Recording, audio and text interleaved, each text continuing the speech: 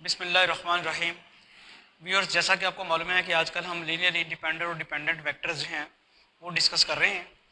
उसी सिलसिले में पेज नंबर 207 एग्जांपल 3 है। If S is equal to V1 V2 Vk is a linearly independent set and V and if V doesn't belong to span of S then show that V1 V2 Vk V is also a linearly independent set। देखें, ये जो set है के vectors का, ये पहले से linear independent set दिया हुआ है। एक ऐसा वेक्टर लिया है जो स्पैन ऑफ एस में शामिल नहीं है।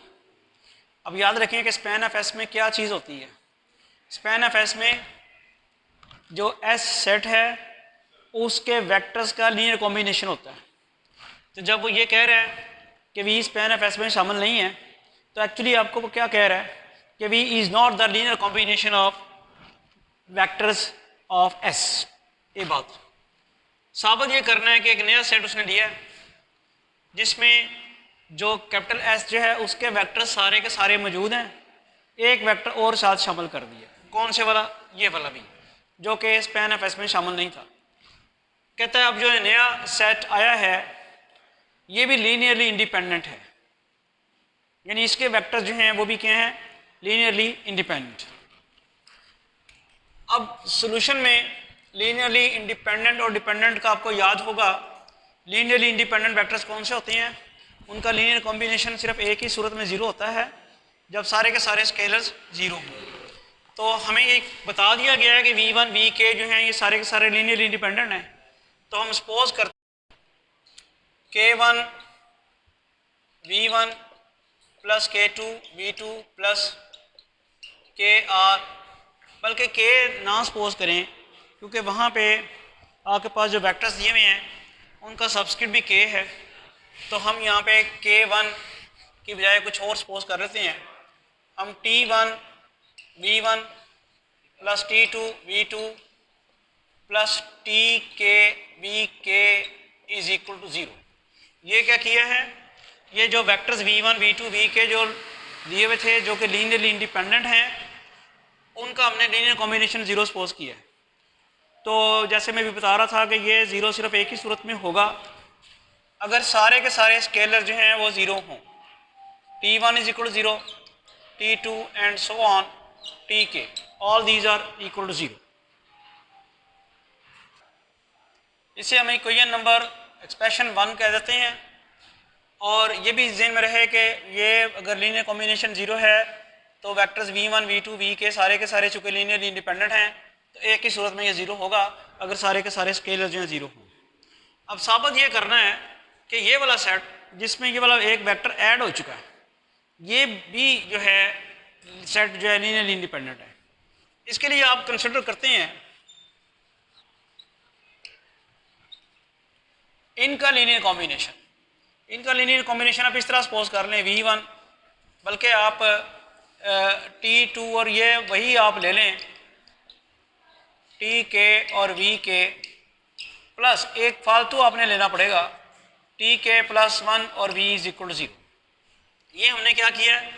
V1 V2 Vk तक तो ऑलरेडी हमारे पास वेक्टर्स हैं, उनके जो स्केलर साथ 0 थे वो हमने ले लिए हैं। एक हमने एक्स्ट्रा वेक्टर जो V दिया हुआ है वो लिया और उसके साथ एक स्केलर ये हमने सपोज कर लिया। अब अगर तो ये Tk प्लस 1 0 हो जाए तो फिर तो बात प्रूव होगी। तो अगर आपके पास ये Tk प्लस 1 0 हो जाए फिर तो कोई चीज़ प्रूव करने की ज़रूरत नहीं ना, फिर तो ये वेक्टर्स लीनियरली इंडिपेंडेंट हो जाएंगे।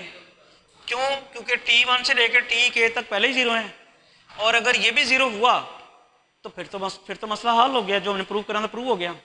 इसलिए हम सपोज करते हैं सिचुएशन को इस तरह कि अगर ये Tk प्लस 1 0 नहीं है देन व्हाट हैपन्स। बात फॉलो कर रहे हैं?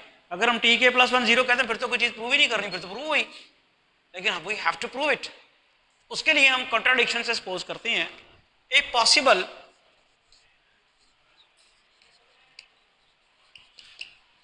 Late Tk plus 1 be not equal to 0।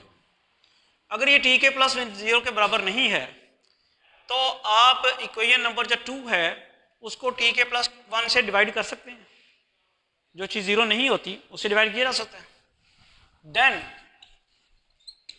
2 implies क्या बनेगा, t1 ओवर t के प्लस 1 v1, t2 ओवर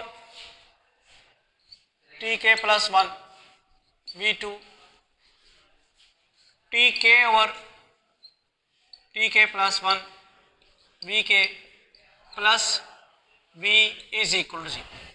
क्या किया, इक्वेशन नंबर 2 को सारी को हमने डिवाइड कर दिया किससे, t के प्लस 1 के साथ, बिकॉज t के plus 1 is not equal to 0, उससे हमने डिवाइड कर दिया। अगला जो स्टेप है, मैं वेक्टर v को उस तरफ ले जाता हूँ, तो मेरे पास वेक्टर v क्या आ जाएगा, माइनस t1 ओवर t के plus 1 v1 minus t2 over t के प्लस 1 v2 माइनस t3 और and so on, it is continuing till t के ओवर t के प्लस 1 v के। और आप इसको यूं भी लिख सकते हैं, v is equal to minus t1 over t के plus 1 v1 plus minus t2 over t के plus 1 v2 plus minus t के ओवर t के प्लस 1 v के। आप गौर करें, हमारे पास v1 v2 v के हैं और इनके साथ स्केलर मल्टीपल हैं, तो बेसिकली ये क्या बना, ये जो सामने ये राइट हैंड साइड पे चीज़ आई है, ये v1 v2 v के वेक्टर्स का लीनियर कॉम्बिनेशन बना, और ये बराबर किसके आया है, v के। तो जो वेक्टर v था वो बेसिकली v1 v2 v के का लीनियर कॉम्बिनेशन बन गया। अगर ये वेक्टर v जो है इन वेक्टर्स का लीनियर कॉम्बिनेशन है, तो वेक्टर v इमीडिएटली किस में पहुंच जाएगा, स्पैन ऑफ एस में पहुंच जाएगा। बात फॉलो कर रहे हैं, तो ये स्पैन ऑफ एस में पहुंच गया वेक्टर v। ये तो कंट्राडिक्शन आ गई, हमने तो कहा हुआ था कि vector v span of S में शामिल नहीं है। कंट्राडिक्शन किस वजह से आई थी, वो इस वजह से आई थी, जो कि हमने सपोज कर लिया था t के plus 1 is not equal to 0। It means कि t के प्लस 1 जो है वो 0 है। तो हम यहाँ पे कंक्लूड ये करते हैं, विच इज अ कंट्राडिक्शन, सो जो t के प्लस 1 है वो भी 0 है। तो अगर ये t के प्लस 1 ये भी 0 है, तो इसका मतलब है जो वेक्टर v1 v2 सारे के सारे लीनियरली इंडिपेंडेंट हैं।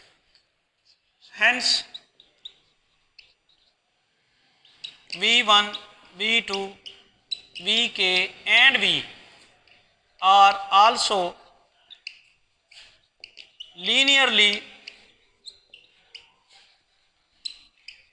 independent vectors, और यही हमने साबित करना था, that is the set v1 v2 vk and v is linearly independent.